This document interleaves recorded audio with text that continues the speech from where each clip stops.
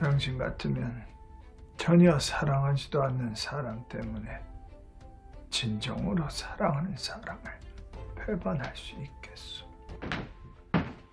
당신의 신을 존경하듯이 대일본제국의 천황폐하도 찬대하면 되지 않겠소? 반여자에게는 정절의 의가 있고 신하에게는 충절의 의가 있으며 믿는 자에게는 신념의 의가 있습니다.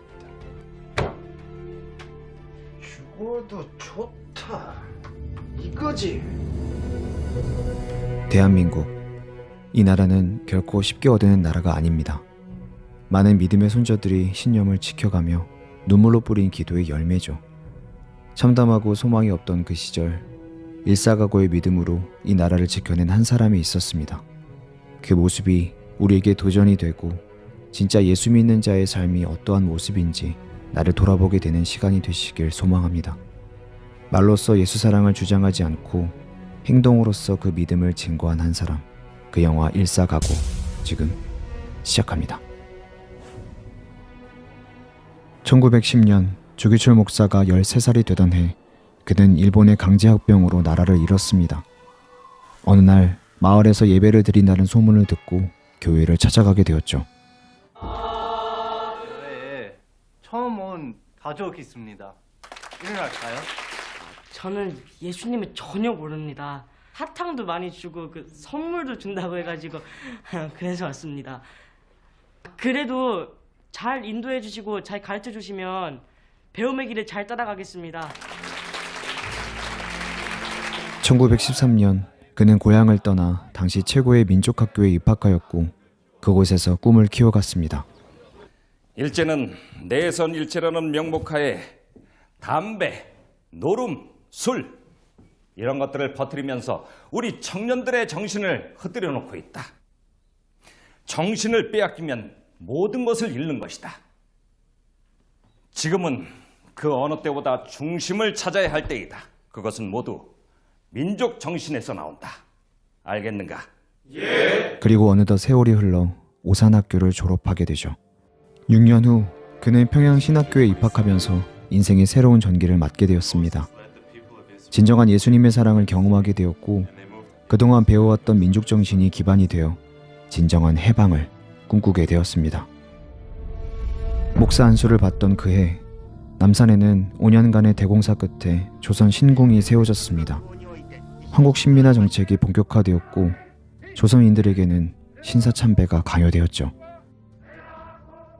그는 부산의 한 달동네에서 첫 목회를 시작했습니다. 일제강점기 시절 백성들의 삶은 더욱 가파르고 고단해졌습니다. 형이 돈 가져다 드리려고 했어요.何ふざけるな。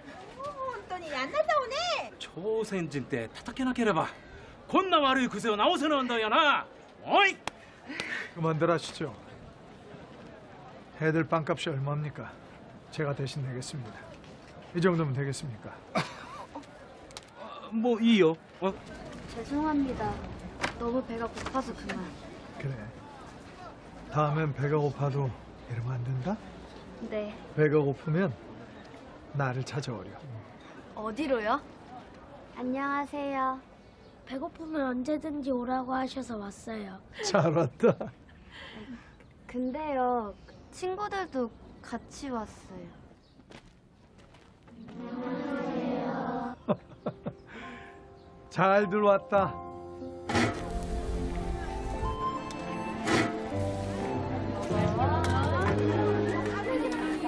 그 시절 너무나 굶주린 아이들이 많았습니다.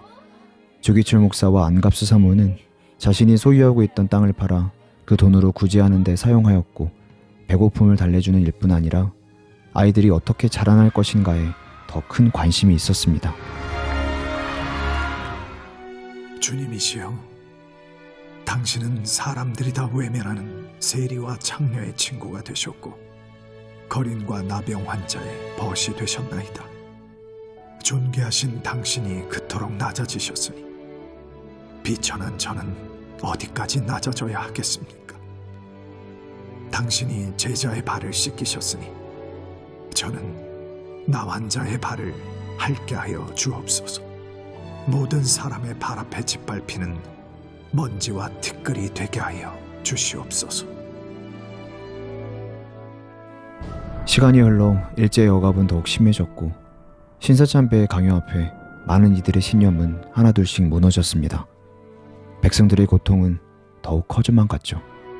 권세자들과 위정자들은 일제 압제에 굴종하고 있으며 고통과 지옥을 강요당하는 백성들의 삶은 더 이상 소망이 없어 보입니다. 주기철 목사의 아내 안갑수 사모는 갑작스러운 병환으로 사별하게 되었고 그 이후 오정모 사모를 신앙의 반려자로 삼게 되었습니다. 그녀는 주기철 목사가 하나님 앞에 바로 서 있을 수 있도록 보필하며 아주 중요한 역할을 감당하였죠. 그러던 어느 날 그는 평양에 있는 산정현교회의 목사로 청빙을 받아 가족들과 함께 부산에서 올라오게 됩니다. 산정현 교회에 목사가 새로 왔다지. 염려 마십시오. 처음부터 길을 잘 들여놓겠습니다. 신중하게 다뤄야 할 것이야. 하이. 조선의 예루살렘이라고 불리는 평양은 한국 기독교의 중심지였고 그런 만큼 일제의 집중적인 표적이 되고 있었습니다. 일제의 탄압으로 교회의 문은 하나씩 닫혀갔고 주기철 목사는 이 산정현 교회를 지켜내는 것을 소명으로 여겼습니다. 나미지로라고 하는 총독이 오면서부터 이제 이 내선일체를 완성하지 못하면 바로 일본의 그 대동아 공영권을 실현해 가기 어렵겠다라고 하는 생각을 하게 된 것이고, 특별히 이제 그들은 이미 만주를 넘어서 중국 본토로까지 진출하려고 하니까 조선 전체를 복을 시켜야겠다 하는 정책을 취하게 됐던 것이고요. 최근 조선 총독부에서는 국가의식이라는 명분으로 신사참배를 강요하고 있습니다. 그러나 신사참배는 10계명의 제1계명과 제2계명을 어기는 여호와의 이름에 대한 범죄요 하나님께 대한 배신입니다. 산정현교회 신도들은 절대로 신사참배를 해서는 안 됩니다. 이로 인한 모든 책임은 담임 목사인 제가 지겠습니다. 조심히 다녀오세요. 그러던 어느 날 일제 경찰들은 그를 강제로 연행했습니다. 도대체 무슨 일입니까? 가보면 압니다. 왜 이러시는데요? 목사님! 목사님, 어서 오십시오.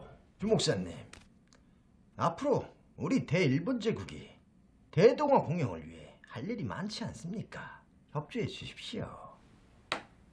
신사참배는 그저 종교의식이 아니라 국가의식일 뿐입니다. 천조 대신 태양신 아마데라스, 심지어 살아있는 일왕에게 절하라는 것이 국가의식입니까? 그것은 명백히 종교의식입니다. 천황폐하는 현존하는 천조 대신이라는 것을 모르시오. 한 번만 더 천황폐를 모독하면 불경죄로 다스리겠소. 그것은 당신들의 법이니 내 상관할 바 아니야.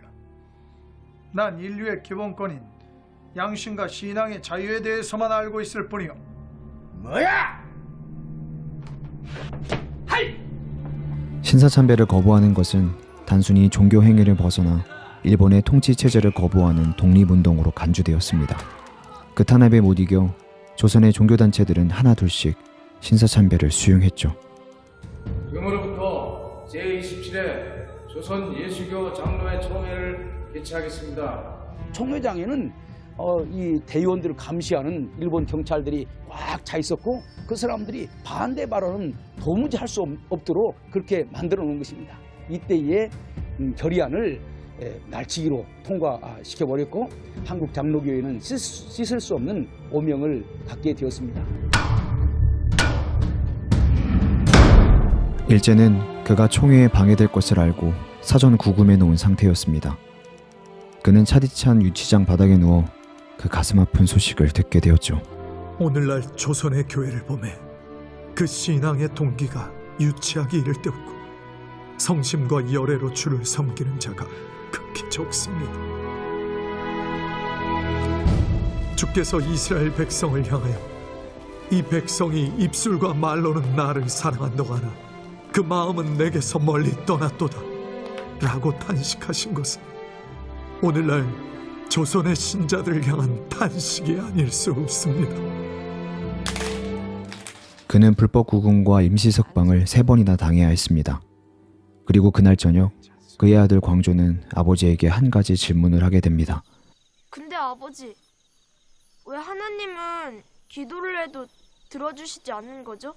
어머니와 할머니가 금식하며 기도하시는데도요. 광조야, 하나님은 우리가 원하는 것을 들어주시는 분이 아니라 우리에게 필요한 것을 주시는 분이란다. 하지만 지금은 쌀도 필요하고 아버지도 필요한데요. 그건 지금 눈에 보이는 문제일 뿐이지. 하나님이 보시기에 지금 우리 가정에 필요한 건 고난인 듯 싶구나. 고난이요? 쌀은 없어도 아버지는 또 잡혀가시면 안 돼요. 주 목사님이 그렇게 정말 세상 사람들이 생각하는 그런 다윗 같은 용감한 그런 분은 아니었다고 저는 생각이 됩니다. 아버지 문제는 늘 인간적인 면이 있어서 눈물이 많았고, 그리고 언제나 자신의 고통을 하나님 앞에 호소하며 무릎 꿇고 울면서 기도하던 그런 분으로 기억을 하고 있습니다. 교회에 대한 일제의 탄압은 더욱 심해졌고 그날 그는 그 어느 때보다 비장한 모습으로 마지막 설교를 이어갔습니다. 사랑하는 성도 여러분, 여러분들은 예수를 진정으로 사랑하십니까? 예수를 사랑한다면 마땅히 예수의 가르친 대로 살아야 합니다. 성도 여러분, 저는 오늘 이렇게 기도하고 싶습니다.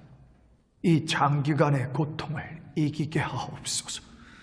칼로 베고 불로 지지는 고문이라도 한두 번에 끝난다면 견딜 수 있으나 한 달, 2달, 1년, 10년 계속되는 고통은 견디기 어렵습니다. 두 번째 나의 기도는 의에 살고 의에 죽게 하옵소서.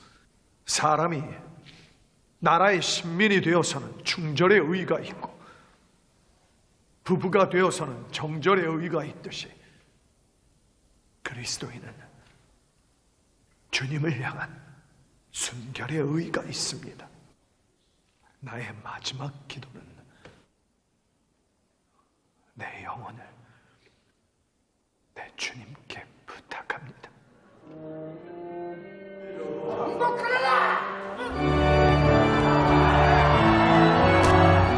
이 설교를 마지막으로 조기철 목사와 성도들은 모두 감옥에 붙잡혀갑니다. 죽으려면 혼자 죽을 것이지. 목사 하나 때문에 당신 교회 신도들까지 모조리 죽게 내버려둘 셈이요. 예수도 십자가를 대신 지지 않았어. 하나님의 계명을 어기면서 치르는 희생이 무슨 소용이 있겠소. 믿음과 구원의 길은 각자가 주님 앞에 섰을 때 전적인 은혜로만 가능한 일이. 목사부자, 주님은 당신도 사랑하시오. 여긴 당신 교회가 아니라고 말했어. 여기가 어딘지 똑똑히 보여드리지. 그들은 조기철 목사를 설득하기 위해 점점 교묘하고 비겁한 행동을 하게 되었죠.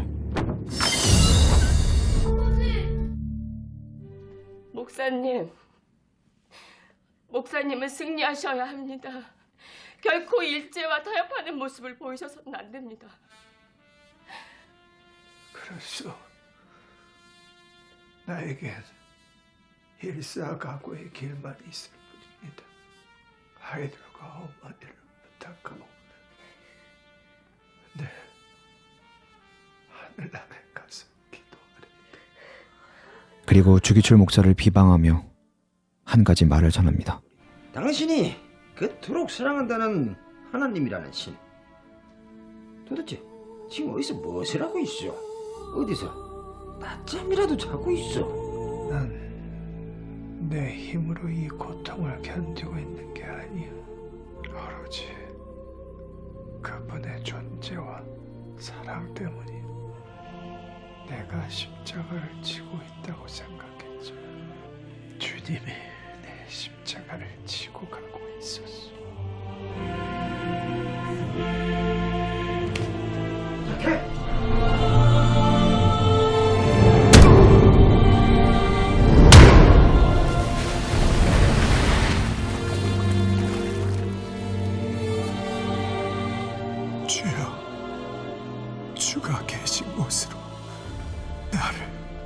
인도하소서.